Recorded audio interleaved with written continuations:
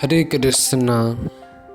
भगवद्गीता त्रयोदश अध्याय क्षेत्र क्षेत्रज्ञ विभाग जोग श्लोक संख्या 21। कार्य कारण कर्तृत्वे हेतु प्रकृतिरुच्यते पुरुषः सुख दुःखानां भोक्तृत्वे हेतुरुच्यते। अनुवाद एवं भावार्थ जगद्गुरु श्रीला प्रभुपादଙ୍କ द्वारा श्रीला प्रभुपादଙ୍କ जय। अनुवाद ए पृथ्वी रे समस्त भौतिक कार्य कारण हेतु है प्रकृति एवं जीव समस्त प्रकार सुख दुखर कारण अटे। भावार्थ भूत प्रकृति हेतु जीव मानक मध्य शरीर व इंद्रिय मानकर विभिन्न प्रकार प्रकाश प्रकटित होइअछि। 84 लाख जीवजनी अच्छी एवं ए सब भूत प्रकृतिर सृष्टि।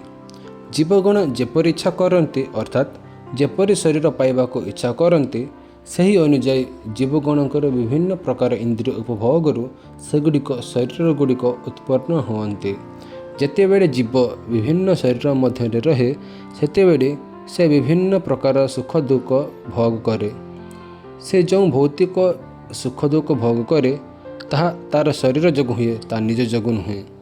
यह निसंदेह जे मौलिक अवस्था भोग अच्छे, तेणु ताहा ही होची तार प्रकृत अवस्था।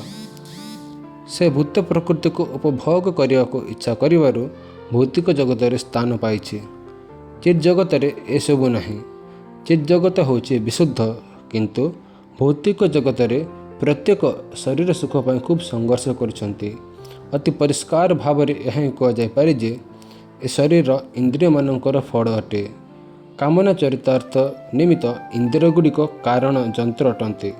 वर्तमान एसबु अर्थात शरीर व तार कारण जंत्र इंद्रिय गुड़िक भूत प्रकृतिर अवदान अटंती एवं परवर्ती श्लोक रे यह सुस्पष्ट हेब जे जीव तार गत जन्मर कामना और कर्मफल जोगु सुखी हुए वा दुखी हुए।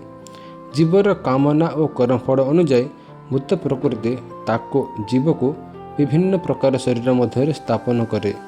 ये प्रकार शरीर पाइबार एवं सुख दुख भोग करिवार कारण है जीव निजे।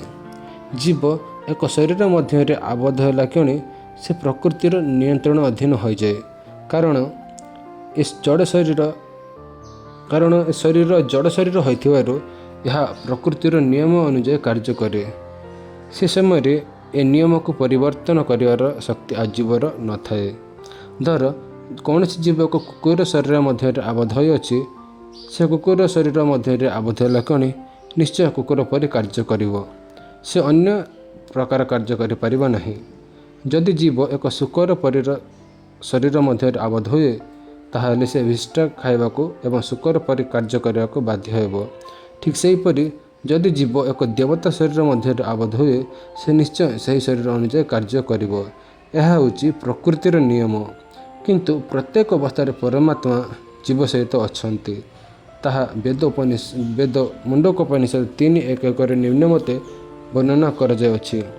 द्वास पूर्ण सजोजा सखायोः परमेश्वर जीव प्रत्येत सद्य जे से सर्वदा जीव सहित थांती एवं प्रत्येक अवस्था जीवर हृदय परमात्मा रूप विद्यमान थांती।